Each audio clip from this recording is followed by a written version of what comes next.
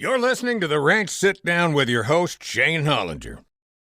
Your 2023 Larry Joe Taylor Songwriter Showcase winner, Caleb Sam Brown. How are you, man? Man, I'm doing awesome. You're on a buzz high right now, I'm telling right? you, like I've been telling everyone today, it's like it's good. I won't get nervous for the show I just played until tomorrow because I won't believe it happened until tomorrow, and then I'll be past tense nervous for old me. But yeah, no, it's done and it's over, and I'm just like I still can't believe it. I just can't believe I'm sitting here. Now you get to have some fun and there's no stress. Yeah, I get to drink now. I mean, it's a big thing. Now?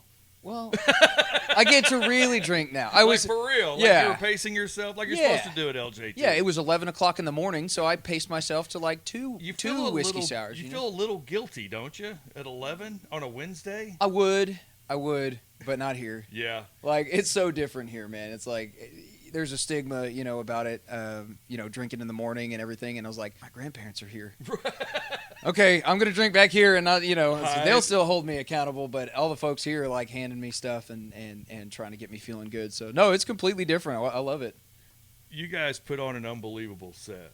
That was really, really cool. Andy on the cajon, your wife singing harmony vocals. Yeah. You brought in Dave Perez from the Tejas Brothers for an accordion song. Yeah. We know what that song needs now. Oh, I've known what it needs. I just didn't have one and I couldn't play it. They're kind of hard to find good accordion players. They're like steel guitar players, man. Right, right. You go looking for them, and I always joke if you want to really find the best accordion or steel guitar players, you just check the old folks home. Mm-hmm. Around you. I mean, not to say anything against those guys. It's just it's such a skill and a trade. It's a lost art. It's becoming a lost art. They spend their whole lives doing it. And fortunately, there's some younger cats that are getting really, really good at this type of stuff. But Dave is just such a rare talent. And I just hit him up.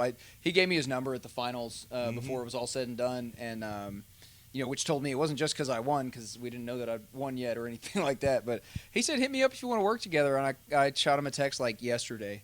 I was like, "Hey, dude. In 22 hours, you want to come play the song with me?" And all he said was, "What key and what time?" Wow. Yeah, and I sent him I mean, just an awesome dude. It was super cool just playing with him, and he just showed up and he rocked it. It was awesome to hear. So Caleb Sam Brown is your winner. Like, what's next for you? Well, I got 6. I mean, it's like your career's basically at a peak. It's all downhill, right? Exactly. Yeah. I plan on tanking out, doing the rock star thing, and like getting really addicted to a bunch of drugs at this point. Being completely done. Just remember that guy? Yeah, and it'll be like, you remember when I played at 12:30 at the Larry Joe Taylor Fest on the acoustic stage? No. So I got 6 more months in the Marine Corps. I'm active duty, still out of South Carolina. We drove in for this, and so I think that it's tough, right? Because you want to ride the wave of this, right? And you want to start, and there's people giving me their phone numbers or contacts, and they want to hook me up for this and that. But music is a long game. Yeah, absolutely. I've always said there's 3 things that will make or break a musician. You got to have like that thing. You got to have the talent, or I would say talent is the word that I'll use, because it's like there's got to be some innate thing that drives you to do it, and it's both a talent and a passion, right? That's number 1. Number 2 is always like tenacity. Whenever you don't have that one gig like pop up, you got to be able to weather through that. You have a bad gig, you a bad show, you have a snow out or anything like that, and you got to be able to get through that. And then finally, you've got to be someone that people want to work with. That's number 3, and it's a people business, just like most things, but I would say particularly in music.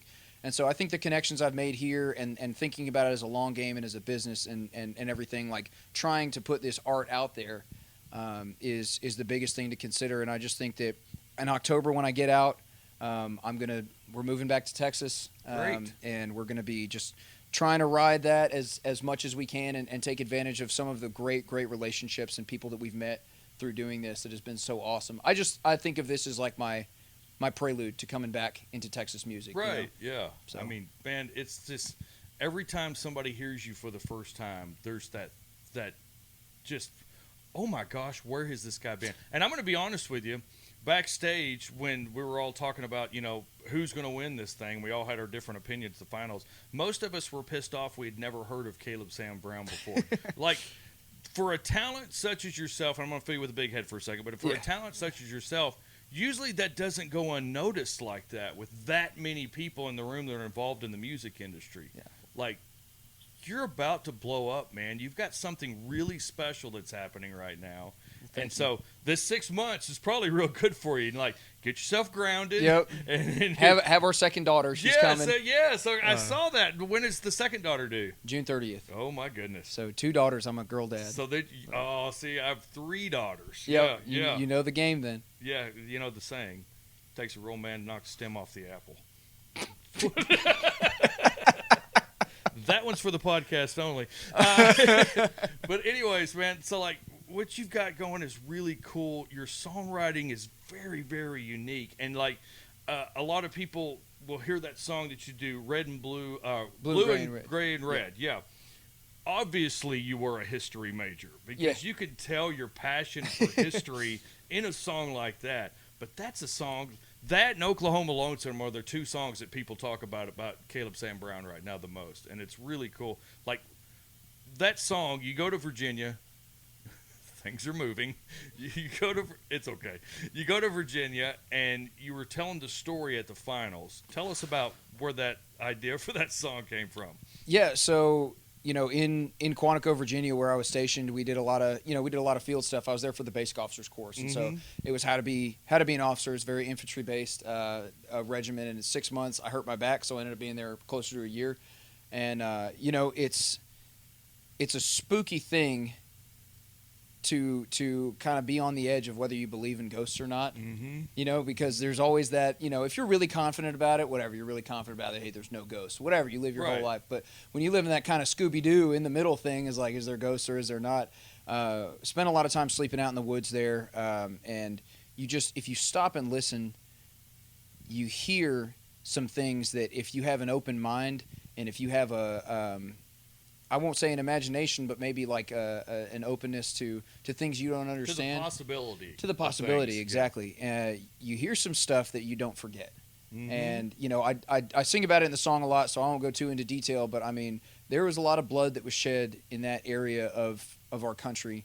And, in the Civil War, you'll notice I don't talk about this side was right, this side was right, because it's more complex than that. It always is. And, well, that's a really good way to, like, lose half of your following too if they disagree sometimes with you. More than half. But I don't get into it because I think it's more important to memorialize kind of and in the things that were kind of, I'll say, revealed to me, not to sound too like cryptic and stuff, but that I heard and that I pondered and thought about and read about while I was up there. And the Civil War battlegrounds we visited, Fredericksburg, is a huge one. And if you're open to that possibility, then that's the same openness that gets the songwriting thing going. It's what gets the gears turning in that. And, there was just so much bloodshed, and that was a conflict that tore our country apart as we knew it at that time, or as people knew it at that time. And it was something that we were still recovering from. And you can see the evidence of it everywhere. There's still this brokenness that we're trying to get over because, we're a country divided against ourselves in a lot of ways, and I think that music is one of those things that does bring people together, and just memorializing the people that we've lost along the way and not forgetting about them, is huge. Right, That's what I try to kind of solidify and memorialize in that song, and I threw that one in the trash as soon as I wrote the first verse. Really? I was up there by myself, and I had been seeing and hearing this weird stuff, and think everybody's going to think you're crazy? Yes, exactly. Yeah. And Grace, my wife, moves up there with me because she was finishing college right when I moved up. Moves up a few months later, and she's like, so what are your new songs you've been working on? You haven't sent me anything, honey. And I was like, okay. I got this one, and I played it for her. I was like, it's not anything. You don't expect it. And she was like, okay, let me hear it. And I played it for her. She's like, oh, sweetheart, that one's going to be one of your good ones, And she's my biggest critic, but when she tells me something like that, I'm like, that's something I need to listen to. So well, and obviously whatever happened moved you enough to force you to write that song. Oh yeah, I had to get it out. Otherwise, you're keeping a big old secret. It just weighs on your chest. Yeah, absolutely. Good grief. So you win this songwriting contest, and I heard this really cool story. You had someone in your family that kind of prompted you to join up, to even sign up for the songwriting contest. Yeah. My sister Frankie. So I was deployed. We were doing a stateside deployment in 29 Palms, California, and we're out in the middle of nowhere in the low desert, and it's like January through March time frame, so we're just getting pelted by wind and sand and all this other crazy stuff, and we got like flying squadrons out there that are having to get grounded because it's just so crazy wind. It was like 85 miles an hour. God. So some days. So anyway, I'm out there and I'm just like sucking it up and doing that thing. Being away from my wife and daughter is the hardest part of it. And my sister reached out to me. One day I get service for 10 minutes. I get 50,000 texts from my family and stuff. Right. and she said, hey, we went to LJT last year. Me and Dad did. We're going again this year. So I follow them. This is their thing they're doing. And I was like, man, I've entered songwriter competitions before, and it's like how many likes you get, and it's to promote their page a lot of the time, which they got to do. It's their thing, but I thought it was one of those, and she's like, no, like enter it. So I went to the chapel. I didn't have a guitar. I just had my rifle in my bag out there. Wow. So I went to the Protestant chapel because the Catholic chapel didn't have a guitar, and chaplain said, yeah, you can borrow it, use the back room if you need to. So I went, played a couple of songs, and then sent them in. I didn't think a thing about it for the next couple of months. Came back home, and then I'm home one night, like the third or fourth night I'm home, and Grace, my wife, comes in, and she goes, she sent them in with her email. So she's like, you won. They sent me an email. You're accepted. And I was like, I can't go to Texas. Like, it breaks my heart that I got in, and I can't go to Texas every weekend. Talk to my boss about it, and he was super. He's like, dude, you finished your deployment. Go. Like, go do your thing. You've got leave saved up. Like, make it happen. And so, I mean, everyone along the way was just motivating me, encouraging me to do this. But my sister Frankie really is the one who introduced me to it and told me to do it. That's really neat. It was so cool. That's her belief in you. Yeah, is what it is. It's what it is. And they say that like your family is here to support you. And I don't think I understood what that meant until I needed that prodding and that pushing to do it. Because it's hard. Every 3 moves in 4 years, you start in a new town. Everywhere you go, the music scene's a little different everywhere. Right. And it's not Texas.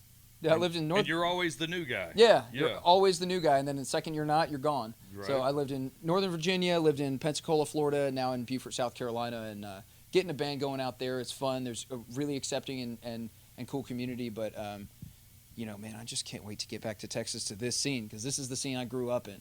South Texas is harder to do it because towns are few and far between. We're used to driving 3 hours to go to the next town over. It's a long drive to not make much money. Yeah, no, any money sometimes. Like when you pay for gas and you pay your bar tab, and it's like, holy crap! I think I'm out $10 for this one. But can you get them to pay you in lumber and gasoline?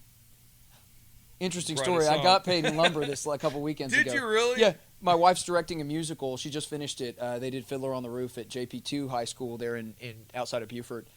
And they had this set that I helped them build, and they paid the tab on all the materials and stuff. We took that sucker down at the end because they didn't have a place to store all of it. They said, we're going to throw out the 2x4s. I said, no, load them in the trailer. God, no. So I've literally been paid in lumber and gasoline at this point. It's kind of a little self-fulfilling prophecy. Yeah. So you need to write another song. I'd like to be a billionaire, just see what happens. Well, yeah. Hey, maybe you never know though. I'll write one of these like war songs, and then the World War III breaks out. Like you got to be careful what you wish for. Yeah. Kind of concerned about your songwriting, and you're going to get that approved by me before the next song comes out. Caleb Sam Brown is your 2023 Larry Joe Taylor Songwriter Showcase winner. Man, congratulations! I see big things for you, buddy. Thank you so much. I really do. Like. You're doing something really neat. You're making an impact with folks, and you're connecting with them already. Doing it all the way from South Carolina. So, best of luck to you. Congratulations on the new baby coming in. Thank you. And we'll see you back here in Texas soon. Sounds good. Hey, thank you for having me on. And this is another overwhelming opportunity that you're showing me that you guys take care of us, and that's what makes this stuff possible for us. So thank you.